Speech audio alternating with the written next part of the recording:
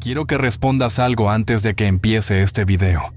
Si alguien con autoridad te pidiera aplicarle una descarga eléctrica a un extraño, una descarga tan fuerte que lo hiciera gritar de dolor, ¿lo harías?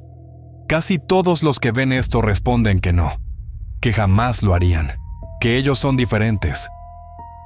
En 1961, el psicólogo Stanley Milgram hizo exactamente esa pregunta, pero no se conformó con la respuesta. Decidió comprobarlo.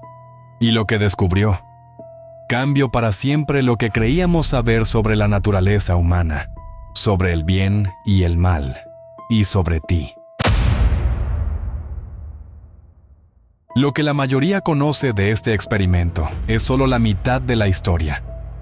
Milgram hizo 23 variaciones del mismo experimento, y hay resultados que casi nunca aparecen en los libros de psicología. Hoy vas a verlos todos. Empecemos desde el principio. Stanley Milgram nació en Nueva York en 1933. Era hijo de inmigrantes judíos y creció mientras el mundo descubría lo que había pasado en los campos de concentración nazis. Y una pregunta comenzó a obsesionarlo desde muy joven. ¿Cómo fue posible? No cómo fue posible que existieran los nazis, sino cómo fue posible que personas normales, padres de familia, vecinos, empleados de oficina, participaran en el exterminio de millones de personas. La explicación oficial de la época era cómoda. Los alemanes eran diferentes, obedientes por naturaleza. Milgram no lo creía y decidió demostrarlo. En 1961, Milgram era profesor en Yale y tenía una hipótesis que nadie quería escuchar. La obediencia a la autoridad no era un rasgo alemán, era un rasgo humano. Que cualquier persona, en las condiciones correctas, podía causar daño grave a otro ser humano simplemente porque alguien con autoridad se lo pedía. Para probarlo, diseñó el experimento más famoso de la historia de la psicología social. Y lo primero que hizo fue poner un anuncio en el periódico. El anuncio decía algo simple: se buscan participantes para un estudio sobre aprendizaje y memoria. Pago $4 por una hora de su tiempo. Vinieron 40 hombres, abogados, obreros, vendedores, profesores, todos normales, todos voluntarios. Cuando llegaban al laboratorio de Yale, les presentaban a otro participante, un hombre de mediana edad, amable y tranquilo. Se llamaba Wallace. Lo que el verdadero participante no sabía es que Wallace era un actor y que el experimento no era sobre aprendizaje, era sobre ellos. El investigador, usando una bata blanca, explicaba las reglas. Uno sería el maestro, el otro, el alumno. El alumno debía memorizar pares de palabras, y cada vez que fallaba, el maestro tendría que aplicarle una descarga eléctrica. Las descargas aumentaban con cada error, de 15 voltios hasta 450 voltios. El maestro siempre era el participante real, y el alumno siempre era el actor. Las descargas, por supuesto, eran falsas, pero el participante no lo sabía. Y Wallace actuaba. Al principio, solo pequeños quejidos. A los 150 voltios, pedía salir del experimento.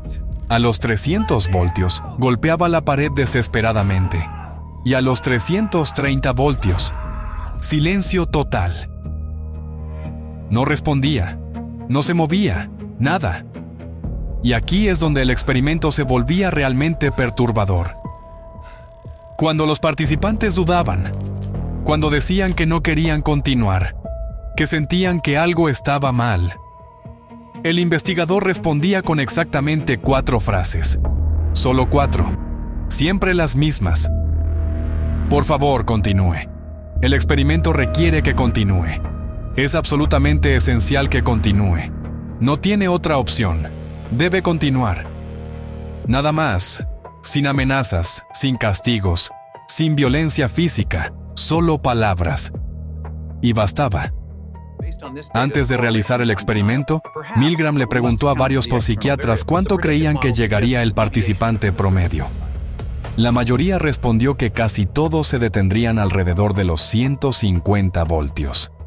Quizás un 1% llegaría hasta el final. Pero el resultado real fue otro. El 65% de los participantes llegó al voltaje máximo, 450 voltios, el botón marcado con XXX, con un extraño que ya no respondía del otro lado del muro. El 65%, no psicópatas, no criminales, personas normales, como tú, como yo. Pero aquí no termina la historia. Milgram realizó 23 variaciones diferentes del mismo experimento, y algunas de ellas cambiaron por completo la interpretación de los resultados. Primera variación. Milgram colocó al alumno en la misma habitación que el maestro, no detrás de un muro, justo frente a él. Resultado. El porcentaje que llegó al máximo bajó al 40%. Todavía un 40%, incluso viendo el sufrimiento directamente. Segunda variación. El investigador abandonaba la sala y daba las órdenes por teléfono. El porcentaje bajó al 20%. Conclusión provisional. Cuanto menos visible es la autoridad y cuanto más visible es el sufrimiento, menos obedecemos. Pero lo realmente inquietante viene ahora. Tercera variación. Milgram agregó 2 actores más, también haciendo de maestros. Y en cierto momento del experimento, esos 2 actores se negaban a continuar. Resultado. El porcentaje que llegó al voltaje máximo cayó al 10%.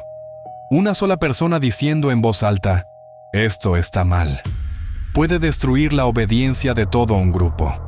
Eso significa algo muy importante. El disidente más peligroso para cualquier sistema no es el que grita más fuerte, es el primero en decir, «Yo no hago esto», porque libera a los demás. Y ahora viene la variación más perturbadora de todas. Milgram hizo una prueba donde el investigador dejaba de dar las órdenes. Ahora era otro participante común, sin bata blanca y sin autoridad, quien decía, «Continúe, por favor». Resultado. Solo el 20% obedeció. Pero la última variación fue la más impactante, cuando el propio investigador era quien recibía las descargas y pedía que continuaran. Nadie continuó. 0%. El obstáculo no era moral, era jerárquico. No obedecemos porque creamos que está bien. Obedecemos porque alguien por encima de nosotros lo pide. Y cuando esa jerarquía desaparece, la crueldad desaparece con ella. Milgram no fue el único en descubrir algo así. En 1971, el psicólogo Philip Zimbardo realizó el famoso experimento de la prisión de Stanford. Tomó a 24 estudiantes universitarios y los dividió al azar en 2 grupos, guardias y prisioneros. Era solo una simulación, no había instrucciones sobre cómo debían actuar. Pero en menos de 36 horas, los guardias comenzaron a humillar y degradar a los prisioneros. Algunos tuvieron crisis nerviosas reales. El experimento tuvo que cancelarse al 6º día.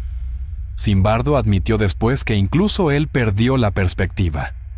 El rol de director de prisión comenzó a absorberlo. La conclusión era inquietante.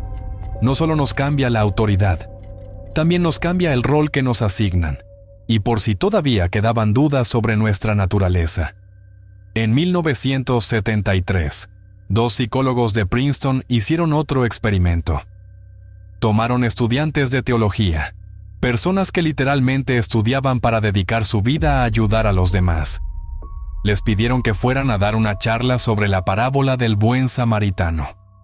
Pero en el camino había una persona tirada en el suelo, aparentemente enferma y necesitando ayuda.